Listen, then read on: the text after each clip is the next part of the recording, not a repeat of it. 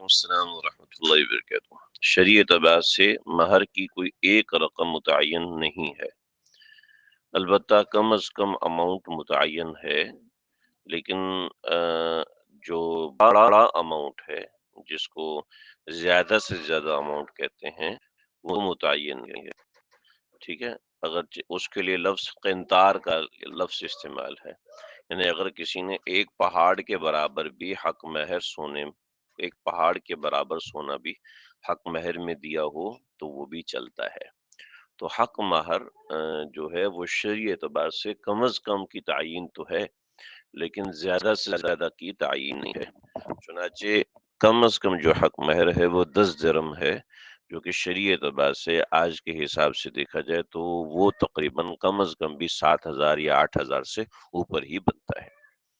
اب حق مہر جو ہے اس کی بنیاد یہ ہے کہ میوچل انڈرسٹینڈنگ کے ساتھ اس کو طے کیا جائے، جو کم از کم اماؤنٹ سے ہو، یعنی 6-7 ہزار سے کچھ زیادہ ہو۔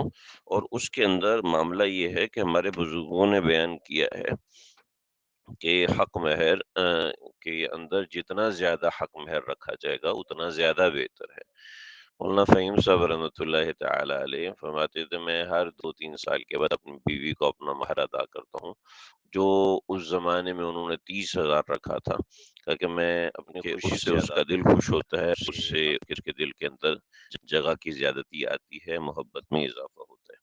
ویسے بھی حق مہر تو ایک فارمیلٹی کی ادائیگی ہے، لیکن بیوی کو جیب خرچ بھی ویسے ہی دیتے رہنا چاہیے۔ یہ کوئی ضروری نہیں ہے کہ صرف حق کوشش کرنا چاہیے کہ بیوی کو کچھ نہ کچھ اماؤنٹ آپ کی طرف سے دی جائے، شوہر کی طرف سے دی جائے۔ محض البتہ حق مہر کے اندر اس طرح اتنا حق مہر لکھوانا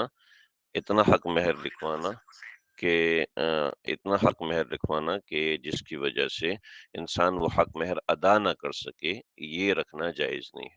حق مہر رکھوا جناب 10 لاکھ روپے رکھوا دیا اور اپنی استداد 1 لاکھ کی بھی نہیں ہے، تو ایسا بھی نہیں ہونا چاہیے۔ ایک اور عمل یہ ہے کہ عام طور پہ حق مہر معاف کروانے کے اوپر زبردستی کی جاتی ہے، یہ بھی جائز نہیں ہے۔ البتہ بیوی خود سے معاف کر دے تو ایک الگ معاملہ ہے۔ السلام